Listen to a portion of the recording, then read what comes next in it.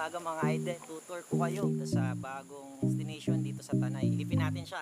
3, 2, 1, action! Ngayon po,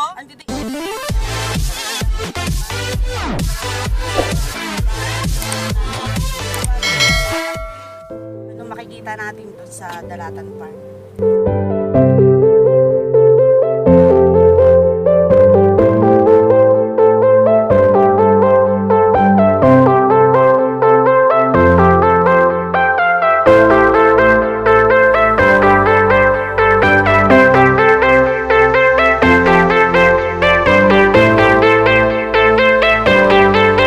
Bukod sa Lambingan Hills, meron mountainside, Latan Camps. Tingnan natin yung loob.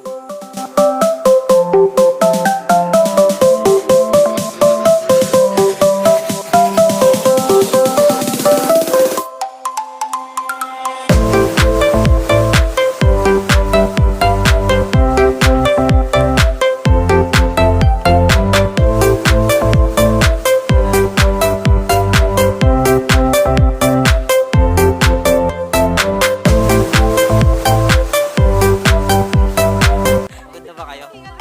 Ngayon na ba kayo? Medyo pataasa ng pataasa. Ito daw yung ano, kuha ng ring.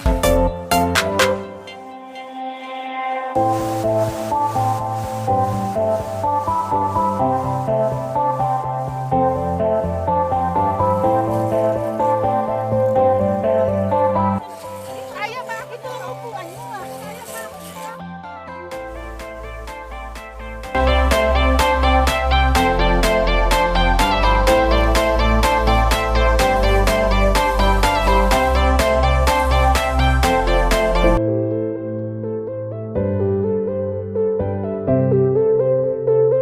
Naman natin susunod yung ano. Meron dito airplane. Paano nakapag-landing ang airplane dito?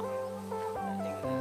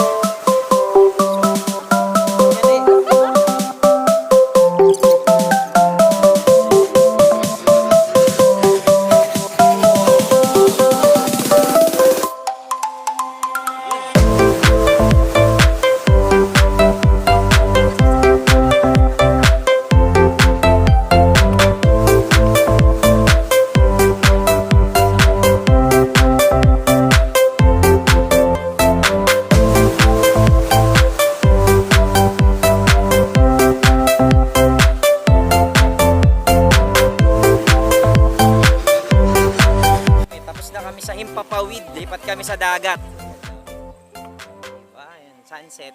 Ang bilis, sunset. Okay na tayo sa barko. Mauna muna ang kapitan. Sige, ikaw muna. Kapitan. Wow! Ako siya na dito sa Feeling ano dyan? Feeling magta-Titanic. Ano pangalan nung nasa Titanic? si Jack at si Angel? Ay, Rose pala. Pwede kayo dito mag-ala Rose and ano, Jack. Kagandahan dito, malapit siya sa ayan ng Tanay. Dalawang liko lang, isang kaliwa, tas kanan. Marating niyo na to kuya. Sa lugar na to, pwede kayo magdala ng tent o mag-overnight kayo. So nga lang, expect nyo na, wala kasing ilaw. So tubig, magdala kayo ng iinumin yung tubig. CR naman dito sa baba. Hindi kayo magdala ng ihaw. Marami kayong pwedeng gawin, malaking lugar eh. Mag-bonfire. So kung wala kayong dalang tent, gusto nyo dito mag-overnight, naparent nila dito yung kubo. Yung kubo nila eh, nasa likuran ko yan. Meron niyang mini kitchen, tapos yung toilet dito sa likod ko. Yung sira. So tingnan natin yung kubo nila na pwede nyo i-rent. Hanggang ilan po ang pwede dito? Dito, wala naman, basta i-rent nila yung kubo. Yan, pwede nyo i-rent. So yung duyan kasama na. Oo, kasama na yung duyan. Pwede nyo gamitin tong lato. Unlimited yung tubig, mga idol. Oh, unlimited yung tubig. Ang lamig. Check natin yung loob ng kubo.